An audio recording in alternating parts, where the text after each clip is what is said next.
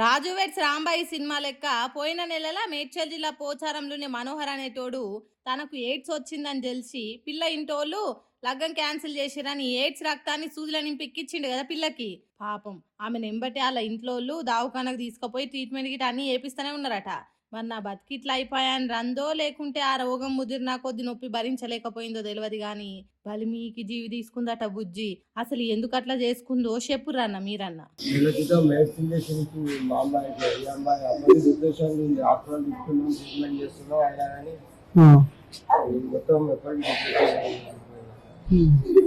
మేము ఎంపడి ఉంటున్నాం అంతా చూసుకున్నా కానీ బయటకి వెళ్ళి చూసి వేరే ఎవరిది ఆ రూమ్ ఎవరిది? మా అమ్మాయి పక్కకు వేరే పక్క ప్లాట్ వేడి మేము షాపు వేలు కాక మేము అక్కడికి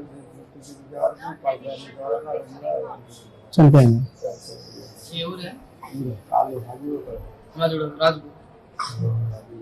అయ్యో పాపం నా జిందగీ ఇట్లా అయిపోయే అని రంది మనసులోనే పెట్టుకొని ఎంతగానం గుమిలిపోయిందో నెల రోజుల సంధి.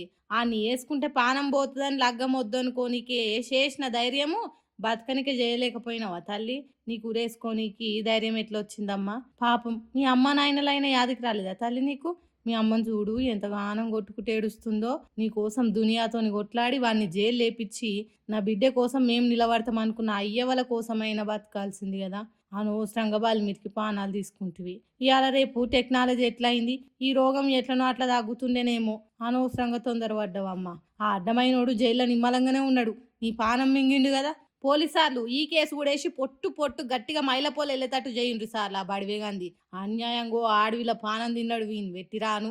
ఇగో ఇప్పటి పోరలకు చెప్తున్నాము, పానం విలువ ఎంత గొప్పదో తెలుసుకోర్రి. కష్టం వస్తే కొట్లాడుర్రి, అంతేగాని ఇట్లా పిచ్చి పనులు చేసి పానాలు తీసుకోకుర్రి. ఏమంటున్నాం పైలమ్మలా?